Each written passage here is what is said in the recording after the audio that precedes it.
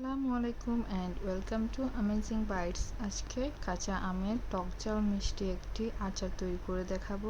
এই জন্য প্রথমে আমি 1 কেজি মতো আম নিয়ে নিয়েছি। আমগুলোকে ভালো করে ধুয়ে পরিষ্কার করে নিয়েছি। এরপর আমগুলোকে একটি পিলারের সাহায্যে পেল করে নিয়েছি।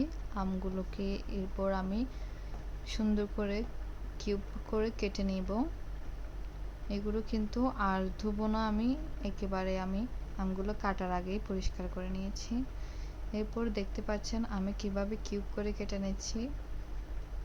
ঠিক কিভাবে কিউব করে কেটে নিতে হবে সবগুলো আমকে আমি কিভাবে কেটে নিয়েছি আপনাদেরকে দেখিয়ে দিচ্ছি। এরপর আচারের মশলার জন্য এখানে 2 চা চামচ কালো সরিষা, 1 চা চামচ জিরা, 1 চা চামচ পাঁচফোড়ন ও 2-3টা শুকনো মরিচ ভালো করে টেনে নিচ্ছি।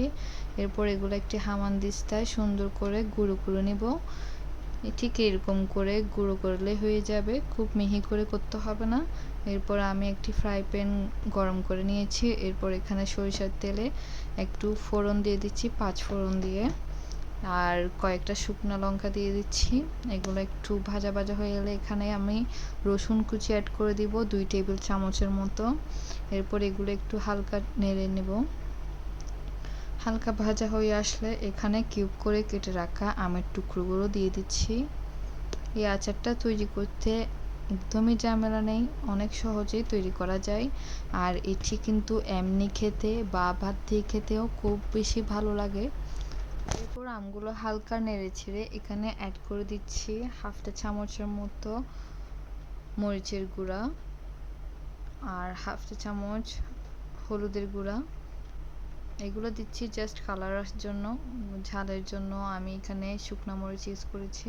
এরপর এখানে পরিমাণ মতো লবণ দিয়ে সুন্দর করে আমগুলোকে নেড়ে নিয়েছি। এরপর এখানে অ্যাড করে দিচ্ছি চিনিটা আপনারা পরিমাণ মতো অ্যাড করবেন, যতটুক টক মিষ্টি খেতে চান ঠিক ততটুক পরিমাণে অ্যাড করবেন। আমি প্রথমে অল্প পরিমাণে অ্যাড করেছি, পরে দরকার হলে আবারও অ্যাড করব। এরপর আমি এখানে 2 টুকরো দারুচিনি দিয়ে দিয়েছি, খুব সুন্দর একটা ফ্লেভার আসে, তাই অবশ্যই দারুচিনিগুলো দেওয়ার চেষ্টা করবেন। এরপর ঢাকনা দিয়ে এগুলো সিদ্ধ হতে দিয়ে দিয়েছি একদম মিডিয়াম আছে। এরপর আমগুলো দেখতে পাচ্ছেন খুব সুন্দর করে সিদ্ধ হয়ে গিয়েছে।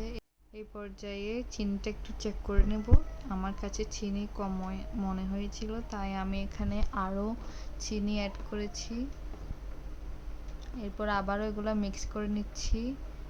এবার এখানে অ্যাড করে দিব রেডি করে রাখা আচারের মশলার অর্ধেক পরিমাণ। এগুলো দিয়ে সুন্দর করে নেড়ে নিব। এরপর আরও কিছুক্ষণ ঢাকনা দিয়ে রান্না করে নেব আচারগুলো। এবার আমি লাস্ট পর্যায়ে চিনিটি চেক করে নিচ্ছি। এরপরও আমার চিনি কম মনে হয়েছিল, আমি আবারও চিনি অ্যাড করেছি। আপনারা এভাবেই চিনি অ্যাড করবেন, একসাথে বেশি দিয়ে দিলে দেখা যাবে আচারটা খুব বেশি মিষ্টি হয়ে গেছে, তখন খেতে ভালো লাগবে না। তাই আমি এভাবেই চিনিগুলো অ্যাড করেছি। এরপর আমি লাস্ট পর্যায়ে আরও কিছু পরিমাণ মশলা অ্যাড করেছিলাম এখানে, যেগুলোর ক্লিপ নেওয়া হয়নি। এরপর আমার আচারগুলো একদম রেডি হয়ে গিয়েছে খাওয়ার জন্য। আমার আচারের ফাইনাল লুক ছিল এটা। আপনাদের কাছে কেমন লেগেছে অবশ্যই কমেন্ট করে জানাবেন।